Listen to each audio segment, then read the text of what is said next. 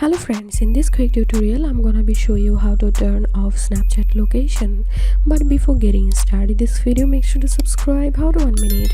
So as you can see, I'm now in my Snapchat and I'm clicking on this map icon here. Here is total 2 options. You can turn off your Snapchat location. Now let's walking through the first option. You have to click on your map and then click on this settings icon to the upper right hand corner, and from here you have to turn on the ghost mode.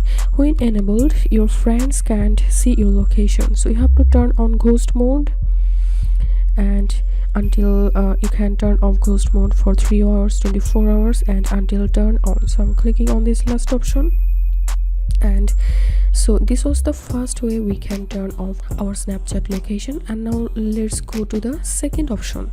You have to open your phone settings and now search here location service and open your location service, and from here click on Snapchat and click on permissions, and from here turn off location.